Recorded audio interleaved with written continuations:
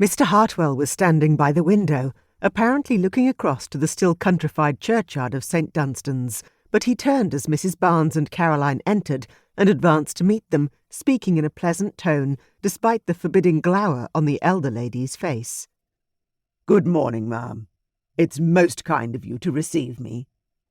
"Yes," Mrs. Barnes replied noncommittally, seating herself imperiously on one of her new sabre-legged chairs and motioning to Caroline to sit unobtrusively by the door.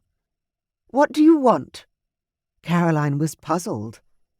It was not at all like her mother to be so brusque, rude indeed, and the gentleman standing in the middle of the room seemed to have done nothing to deserve such treatment. He was quite tall, slimly built, dressed in a fashion which did credit both to his taste and his tailor, in a dark blue coat and nankeen trousers of excellent cut and fit.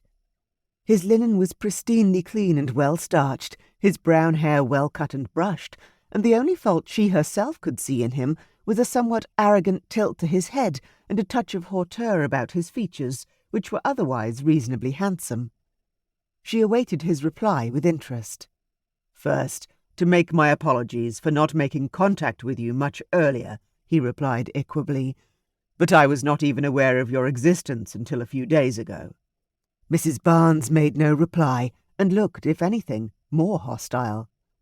"Second," he continued after a slight pause, "to bring you, I'm afraid, unhappy news about your sister."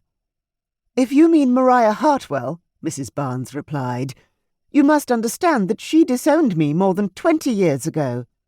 The feeling was mutual." Her lips closed at the end of this brief but remarkable speech, with a snap which was almost audible.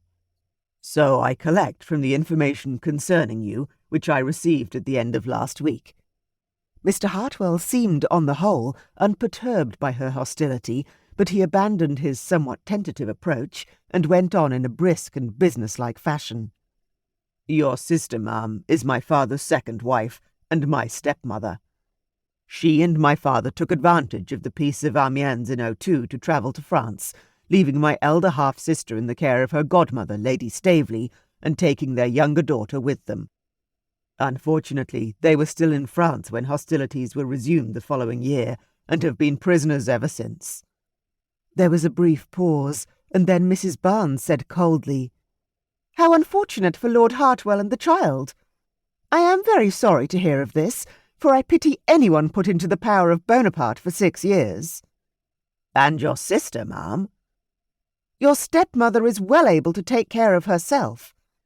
Is that all you wish to tell me? If so, I thank you for your well-meaning intentions, and bid you good day." With that, Mrs. Barnes rose to her feet, but Mr. Hartwell, uncowed by her abruptness, replied smoothly, "No, ma'am, it is not all. By your leave." Mrs. Barnes hesitated for a moment, then, to her daughter's surprise, sat down again. Caroline was familiar with the decisive note in her mother's voice during her last speech, and had not expected her to relent in the least. This was quite unprecedented.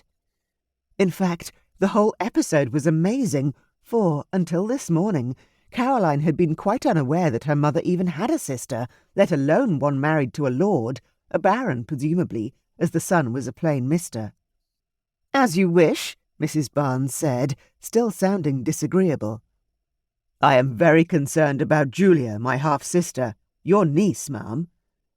Her continued residence with Lady Staveley has, for various reasons, proved impossible, and she has now returned to Canons Grange, our country estate at Woodham in Essex. She's a high-spirited young lady, but has, unfortunately, suffered some neglect in her education, and does not enjoy being alone, as she is unused to occupying herself profitably. In short, ma'am, I'm anxious to find a sensible companion of about her own age to be with her during my unfortunately frequent absences." Mr. Hartwell broke off at this point and looked in a deliberate and considering fashion at Caroline, who was caught in the act of studying his face with some interest.